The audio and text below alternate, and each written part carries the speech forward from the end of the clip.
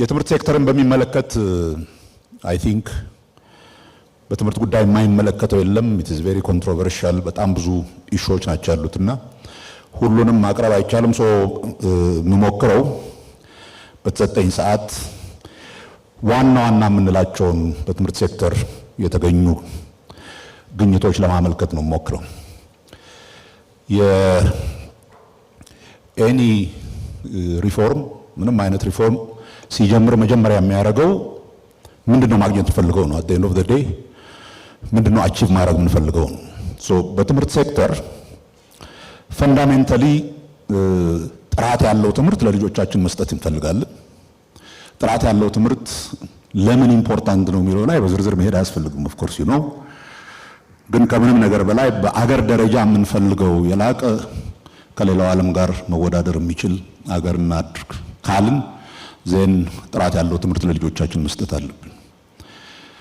እኩልነት ኦር ኤኩዊቲ ፍትሃዊነት በትምህርት ላይ አቺቭ ማድረግ ያለብን ሌላው ሁለተኛው ኦብጀክቲቭ ነው። ፍትሃዊነት ኢምፖርታንሱ የሚያጣላ አይመስለኝም። እሱም ቢሆን ልጆቻችን በትምህርት ምክንያት የተለያየ የእድገት አቅጣጫ እንዲይዙ አንፈልግም። በቤተሰብ ደረጃ ልዩነት ቢኖራቸው እንኳን በተቻለ መጠን ትምህርት ከድህነትም መውጫ የተሻለ ህይወት ማግኛ መሆን ስላለበት ሁሉንም በተቻለ መጠን አካታች በሆነ መንገድ ማዳረስ አለብን። ትምህርት ታማኝና ፍትሃዊ ወይም ኢንቴግሪቲ ያለውና ፌር የሆነ መሆን አለበት። ኢንቴግሪቲው ኢምፖርታንስ እውቀት ዝም ብሎ ዲግሪ በመያዝ አይደለም የሚለካው። እንደምታውቁት በእውቀት ነው የሚለካው። በእውቀት ከሆነ ዜን ያገኙትን እውቀት በስነ ስርዓት መለካት የምንችልበት ኢንቫይሮንመንት መኖር አለበት። ኢንቴግሪቲው የተበላሸ ትምህርት ካለን ዜን በጣም ረጅም ቦታ መሄድ አንችልም። ከዘመኑ ጋር የዋጀ መሆን አለበት። ዘርፎር በቴክኖሎጂ መታገዝ አለበት። በአጠቃላይ ትምህርት የምናደርጋቸው ለውጦች ለከፍተኛ ትምህርት ሲደርሱ ትልቅ ግብአት ስለሆነ በዛ ላይ የምናተኩረው ስራ እንዳለ ሆኖ ከዛ በተጨማሪ ግን ዩኒቨርሲቲዎቻችን ላይ ከፍተኛ ጠንካራና ሬሌቫንት የሆነ ሪሰርች መስራት የሚችሉ የወደፊት የሀገር መሪዎችን ማስተማርና ማብቃት የሚችሉ ዩኒቨርሲቲዎችን እንዲሆኑ እንፈልጋለን። በምርምር ደረጃ ችግር ፈቺ የሆኑ ምርምሮች እንዲያካሂዱ እንፈልጋለን። መጀመሪያ ለማድረግ ፈልገው ይሄን ነው የምንፈልገው። ምንድነው ያለው ሁኔታ ምንድነው የሚለውን ነገር ነው ያጠናነው። ይሄ መጀመሪያ ገና ለውጡ ሲመጣ ጀምሮ በመንግስት ደረጃ የትምህርት ሴክተር ባለሙያዎች የሚባሉት በሙሉ አካቶ የተደረገ ውይይት ውጤት ነው። ከዛ ነው ይሄ ሮድማፕ የትምህርት ሮድማፕ የሚለው ነገር የወጣው። ስናጠና ያገኘነው ከዛ በኋላ የተገኙት በመጀመሪያው ውይይት ከዛም በኋላ መሰረታዊ የሆኑ ችግሮች እንዳሉበት ነው የትምህርት ሴክተሩ የተረዳ ነው። አንደኛ የመሰረተ ልማት ችግር አለ። ቢኮዝ ትምህርት ቤቶቻችን ሪል ለዘመኑ የሚዋጁ ንጽህና ያላቸው ሽንት ቤት ያላቸው በጣም ክራውድድ ያልሆኑ ትምህርት ቤቶች አይደሉም። ለመማር የማይመቹ ስለሆኑ ፈንዳሜንታል የሆነ የኢንፍራስትራክቸር ችግር አለብን። እሱን ማስተካከል አለብን። አንዱ ይሄ የተማሪና የክፍል ጥምርታ ነው።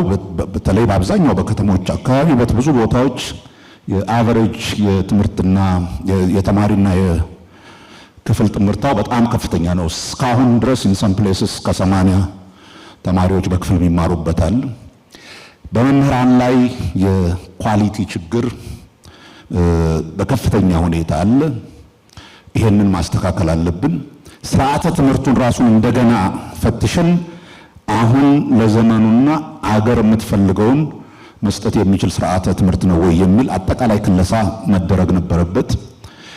ቅድም እንዳልኩት በትምህርት ሴክተር ያለውን ኢፍትሃዊና ኢእኩልነት ማስተካከል አለብን። በተለይ በሀብታም ልጆች ትምህርትና በደሃ ልጆች ትምህርት መካከል ያለውን ልዩነት ማጥበብ አለብን። ቢኮዝ ቅድም እንዳልኩት ከድህነት መውጫ መንገድ አንዱ ትምህርት መሆኑ እንደተጠበቀ ሆኖ ኢንቴግሪቲውን ማስተካከል አለብን። በኋላ አብዛኛው ሰው ከፈተና ጋር ስለሚያያይዘው ነው እንጂ የትምህርት ኢንቴግሪቲ የተማሩትን ትምህርት የሚያውቁ ልጆች አሉን የሉንም የሚለውን ነገር መለካት አለብን። ዋን ፎርሙላ ይሄን የምንለካው ለመጣል አይደለም። ይሄን የምንለካው በትክክል ተምረው ነው ወይ ወደሚቀጥለው ደረጃ የሚሄዱት የሚለውን ማወቅ ስላለብን ነው። እሱን ደግሞ በአቋራጭ በስርቆት በምናምን የምናደርገው ከሆነ ዘን ነገር ዓለሙ ይበላሻል። ፋይናሊ በተለይ በፋውንዴሽናል ኤጁኬሽን የምንለው ከቅድመ ልጅነት ቅድመ መደበኛ ትምህርት ላይ በከፍተኛ ደረጃ መስራት አለብን። ቢኮዝ ዊ ኦል ኖ ዛት ወሳኝ የሆነ የልጆችን የእውቀት የመቀበል ችሎታ ከሚወስኑት ነገሮች አንዱ ኤርሊ ቻይልድሁድ ኤጁኬሽን። እነኚህ ሁሉ ችግሮች እንዳሉን ካየን በኋላ ዜን ሪፎርሙን ምን እናርግ? እነኚህን ጥያቄዎች ለመመለስ መሞከር ነው። ዛትስ ዋት ሪፎርም የሚያደርገው። ከዚህ አንጻር በመጀመሪያ ስርዓተ ትምህርት ላይ ነው የተሰራው። ስርዓተ ትምህርት ሪፎርም ላይ አንድ 3-4 ወሳኝ ነገሮች እንዲካተቱ ነው የተደረገው። አንደኛው የትምህርት ካሪኩለማችን በአብዛኛው አካዳሚክ ስለሆነ ትንሽ የክህሎት እንትን ይጨምርበት ስኪል እንትን ይበል ተብሎ ታስታውሳላችሁ ከ10ኛ ያልቅ የነበረውን ወደ 12ኛ ሲሄድ ወደ ድሮ ኮምፕሬሄንሲቭ ወደሚለው እንትን የገባ ነው። ያንን አቺቭ ለማድረግ ነው። ሁለተኛ ይሄ ከአገር በቀል እውቀት ጋር በተወሰነ ደረጃ የማገናኘት ልጆቻችን ሲያድጉ ሀገራቸውን እንዲያውቁ ስለ ሀገራቸው እንዲያስቡ እንፈልጋለን። ዘርፎር በተወሰነ ደረጃ ከሀገራቸው ጋር የሚያስተሳስሯቸውን የትምህርት እንትኖች ግብረገብነት፣ ታሪክ የመሳሰሉ ነገሮችን በተጠና መንገድ ማካተት ነበረበት። እሱን አድርገናል። ካሪኩለሙን ካስተካከልን በኋላ ከዛ በኋላ ትምህርት በመቀበል ዙሪያ ያለው ችግር ምንድነው ስንል አንዱ ያየነው የመጽሐፍት ካሪኩለሙን የሚመጥን መጽሐፍ የማቅረብ ጉዳይ ነበር። አንዱ ትልቁ ነገር ያደረግነው ባለፈው 5 ዓመት በተቻለ መጠን መጽሐፍ ለሁሉም ተማሪ እንዲደርስ ማድረግ ነው። በአንደኛ ደረጃ ትምህርት አካባቢ የመጽሐፍት ችግሮች ነበሩ። ሁለተኛ ደረጃውን በትምህርት ሚኒስቴር በኩል ወደ 43 ሚሊዮን የሚሆኑ መጽሐፍቶች አሳትመን አንድ ለአንድ ማድረስ ቻልን። ከዛ በኋላ አሁን በትምህርት ሚኒስቴር ምንም እንኳን ስራው የክልሎች ቢሆን በትምህርት ሚኒስቴር በኩል 23.9 ሚሊዮን መጽሐፍት አሳትመን ለአንደኛ ደረጃዎች እያደረስን ነው። እሱም አይበቃም። እሱ 2 ለ1 ያደርሰዋል። ከዛ ቀጥለን አሁን እያደረግን ያለነው ወደ 36 ሚሊዮን መጽሐፍ እንደገና ለማሳተም ነው ገንዘብ በትምህርት ሚኒስቴር በኩል ፈልገን በእኛ ሂሳብ በ2019 መጀመሪያ ላይ ሁሉም ተማሪ ከኤሌመንተሪ ጀምሮ እስከ ሃይ ስኩል ድረስ አንድ መጽሐፍ አንድ ተማሪ የሚያገኝበትን እናደርጋለን። አንዱ ትልቁ ሪፎርም የተደረገው ካሪኩለሙን ማሻሻል፣ ከካሪኩለሙ ጋር አብሮ የሚሄድ መጽሐፍት ማድረስ ነው። ሁለተኛው ከመምህራን ልማት ጋር የተያያዘው ስራ ነው። ዳያግኖስ እንዳደረግነው ችግሩን የመምህራን ካፓሲቲ ይሄ በአጠቃላይ የትምህርት ሴክተሩ እየወደቀ ሲሄድ እሱንም መመልከቱ አይቀርም። በከፍተኛ ደረጃ ችግር እንደነበረ ነው ያየነው። አንዱ የመምህራን ትሬኒንግ ምንሰጥበት መንገድ ችግር ነበረው። በክረምት እየወሰድን ዩዥዋሊ የሚለካው በዲግሪ መያዝና ለመያዝ ስለነበረ ዝም ብሎ ዲግሪ ለማግኘት ተብሎ በክረምት የሚደረግ የክረምት ትምህርት ነበር፣ ያውም በጣም በትንሽ ጊዜ። እሱን ተውንና በሚያስተምሩት ትምህርት ፕሮፐር የሆነ ችሎታ አላቸው የላቸውም የሚለውን ለመለካትና በዛ ዙሪያ ትሬኒንግ ለመስጠት የክረምት ስልጠናዎች ጀመርን። በዚህ ባለፉት 2 ክረምቶች 113340 የሚሆኑ መምህራንን ፕላስ ደግሞ የትምህርት ቤት ዳይሬክተሮችን እንደገና ከዚህ በፊት ከነበረው ኤክስትራ ካሪኩላር ከሆነ ስራቸው አውጥተን በተቻለ መጠን ከመማር ማስተማርና የትምህርትን ጥራት ከማስጠበቅ ጋር እንዲያያዙ አደረግን። የትምህርት ቤት ዳይሬክተሮች እንደዛ ሰለጠንን። ከዛ የገጠመን በመምህራን ዙሪያ የነበረው ችግር የአስተማሪዎች እጥረት ነው። የአስተማሪዎች እጥረት እንዴት እናስተካክላለን በሚለው አንድ አዲስ እንትን ፈጥረን በሌላ ትምህርት ዲግሪ የያዙ ተማሪዎችን እና ስራ ያላገኙ ተማሪዎችን እንደገን 1 ዓመት በደንብ አድርገን የፔዳጎጂ ትምህርት ሰጥተን አብቅተን ትምህርት ቤት እናስገባቸዋለን በሚል ወደ 4000 የሚሆኑ ተማሪዎችን ዲግሪ ያላቸውን ተማሪዎች እዚህ ውስጥ አስገብተን ማስተማር ጀምረናል። አሁን በኤጁኬሽን ዲፓርትመንቶች በ5 ዩኒቨርሲቲዎች ነው። ከዚህ ከካሪኩለምና ከመምህራን ቀጥሎ ያደረግነው በዚህ በቅድመ መደበኛ ትምህርት ነው። ቅድም እንዳልኩት በጣም ትልቅ እና ኢምፖርታንት የሆነ ሴክተር የምንለው ሪሊ ኢን ዘ ሎንግ ረን ትምህርት ሴክተሩን ለማሻሻል ከፈለግን ከስር ጀምረን እንስራ ካል ያ ሴክተር በጣም ኢምፖርታንት ነው በሚል አንዱ ትልቁ ኢኒሼቲቭ በተለይ በየክልሎች ቅድመ መደበኛ ትምህርት ቤቶችን ማስፋፋት ነበር። ለውጡ ከመምጣቱ በፊት በአጠቃላይ በአገር ደረጃ የነበሩን ቅድመ መደበኛ ትምህርት ቤቶች 1840 ነበሩ። እስከ ቅርብ ጊዜ ድረስ ባለን ዴታ ከዛ በኋላ ባለፉት 5 ዓመታት ብቻ ወደ 34000 ተጨማሪ ቅድመ መደበኛ ትምህርት ቤቶች ማስገንባት ችለናል። ዛሬ ከክልሎች ጋር የተፈራረምነው 1452 ተጨማሪ ትምህርት ቤቶች በዚህ ዓመት እስከ ነሐሴ ድረስ ልንሰራ በሁሉም ክልል ይህንን ስንጨርስ ሁሉም ወረዳ ቢያንስ 2 የኪንደርጋርደን እና የዜሮ ክፍል ትምህርት ቤቶች ይኖሩታል። እዚህ ጋር የምታዩት በአገር ደረጃ ልንሰራ ያሰብነውን ትምህርት ቤት ሞዴል ነው። በትምህርት ምገባ ሌላው በቅድመ መደበኛ እንትን ያደረግነው እሱን ነው። በትምህርት ምገባ ላይ ለውጡ ሲጀምር ወደ 1.7 ሚሊዮን ተማሪዎች ነበረ የምንመግበው። አሁን 8 ሚሊዮን ደርሰናል። ኤሙ ኦፍ ኮርስ ሁሉንም በመጀመሪያ አንደኛ ደረጃ ትምህርት ቤት ከዛ በኋላ ሁለተኛ ደረጃን ጭምር እንትን ማድረግ ነው። ሌላው ትልቁ ከዚህ በትምህርት ሴክተር የተደረገው መሻሻል አዳዲስ ትምህርት ቤቶችን በአዲሱ የትምህርት ሞዴል እንሰራለን ካልን በኋላ then the next question is ያሉትን ምን እናደርጋለን? ያሉት ውሃ የላቸውም፣ ሽንት ቤት የላቸውም፣ ትምህርት ቤቶቹ በጣም የተዳከሙ ናቸው። እሱን ለማስተካከል ከክቡር ጠቅላይ ሚኒስትሩ ጋር በጋራ የጀመርነው ይሄ የትምህርት ለትውልድ እንቅስቃሴ ኤሙ እነኚህን አሮጌ ትምህርት ቤቶች የአካባቢው ሰው ድሮዛ የተማረ አሉምና የሆኑት ምናምን በሙሉ እንትን እንዲያረጉ አዋጣው ራሳቸው እንዲሰሩት መንግስት ሁሉን ነገር ሊሰራ ስለማይችል በሚል የተጀመረ እንቅስቃሴ ነው። ምናልባት በትምህርት ሴክተር በጣም ካስገረሙን ነገሮች አንዱ ኢትዮጵያውያን ለትምህርት ምን ያህል በተለይ ኢትዮጵያውያን ወላጆች ለትምህርት ምን ያህል እንደሚጨነቁና ለልጆቻቸው ትምህርት ለማውጣት ችግር እንደሌላቸው ያየነው በዚህ ነው። 2015 ነው የጀመርነው። በ2015 ጀምረን እስካሁን 100 እዚህ ጋር የምታዩት 130.8 ሚሊዮን ይላል። አክቹአሊ እስከ አሁን 9ኛ ወር እንትን ድረስ 144.5 ቢሊዮን ብር ነው በሀብትና በጉልበት እንዲሁም በእውቀት ያዋጡት። በዚህም ወደ 17238 አዲስ ትምህርት ቤቶች ተሰርተዋል። ወደ 38000 እድሳትና ጥገና ተደርጎላቸዋል። 25112 የመምህራን መኖሪያዎች ተሰርተዋል። ከዛ ተጨማሪ ክፍል ግንባታ የክፍል ጥበትን እንትን ለማድረግ ተሰርተዋል። ይሄ በጣም ሰክሰስፉል ከሆንባቸው ስራዎች አንዱ ነው። አጠቃላይ ትምህርትን በዚህ መልክ ከሄድንበት በኋላ በከፍተኛ ትምህርት ዘርፍ ያደረግነው እንደገና በተወሰነ ደረጃ ከፍተኛ ትምህርት ውስጥ ይሄ ውጤትን መሰረት ያደረገ ስርዓተ ትምህርት መቅረጽ አለብን ተብሎ ስርዓተ ትምህርቱን ከለስን። ቀጥሎ ደግሞ ሁሉም ዩኒቨርሲቲ ሁሉንም ትምህርት የሚያስተምር ኮምፕሬሄንሲቭ የሚባለው ሞዴል ወጥተን እያንዳንዱ ዩኒቨርሲቲ በተቻለ መጠን በተወሰኑ ኤሪያዎች ላይ ፎከስ ማድረግ አለበት የሚል የዩኒቨርሲቲ ዲፍረንሺየት ማድረግ ጀመርን። ዩኒቨርሲቲዎችን በሶስት ሜጀር እንትሮች ዙሪያ ከዛ የቀረው 2-3 ቤዚክሊ የአስተዳደር ችግር ነው። በዩኒቨርሲቲ ቦርዶች መካከል ዩኒቨርሲቲ ቦርዶች በጣም ሬላቲቭሊ ደካማ ነበሩ ኢንተርምስ ኦፍ መከታተል።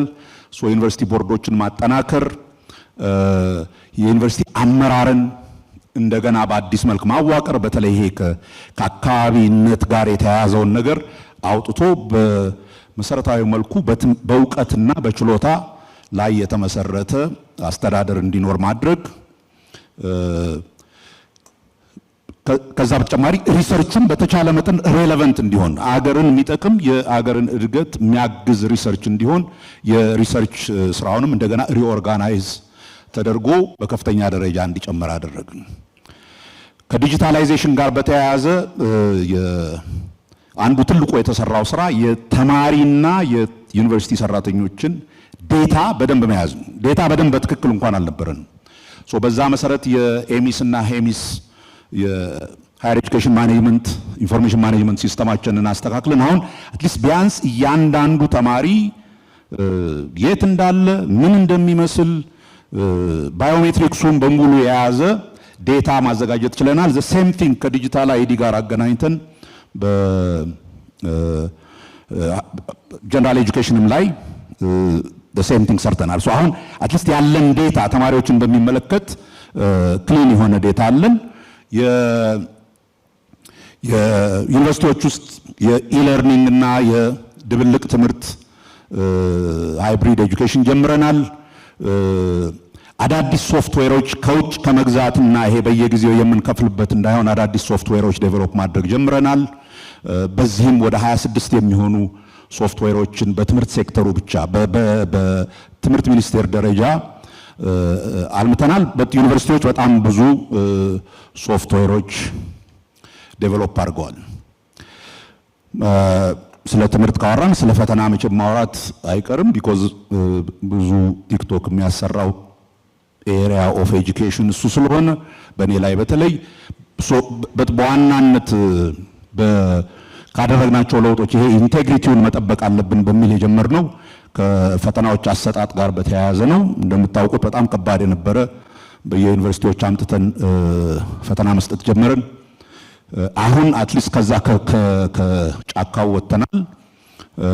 ዲጂታል የሆነ ኦንላይን ፈተና መስጠት ጀምረናል። ስንጀምር ይሄ ሐሳብ ከመጣ 7-8 ዓመት በፊት ነበር። አሁን አትሊስት እስካለፈው ዓመት 23.2% ደርሰናል። በዚህ ዓመት 100% ኦንላይን ፈተና እንሰጣለን ብለን ያደረግነው one thing that is now settled የሆነው ምንም አይነት ከኩረጃና ከማጭበርበር ወር ከፈተና ስርቆት ጋር የተያያዘውን ችግር ፈተናል። እሱ ብቻ አይደለም። አንዴ እሱ ከታወቀ በኋላ ተማሪዎች የበለጠ ማጥናት ስለጀመሩም የሚያልፈው የተማሪ ብዛት ከፍ እያለ ሄዷል። መጀመሪያ ስንጀምር ታስታውሳላችሁ 3.3% ነበር። አሁን ላስት ፈተና ላይ 8.9% ነው። በዚህ በሚቀጥለው ደብል ዲጂት እንደርሳለን ብለን እናስባለን። የትምህርትና ስልጠናን ጥራት በሚመለከት ሁለት ነገሮች ብቻ ልጥቀስ። አንደኛው ከአክሬዲቴሽን ጋር የተያያዘ የምንሰራው ስራ ነው።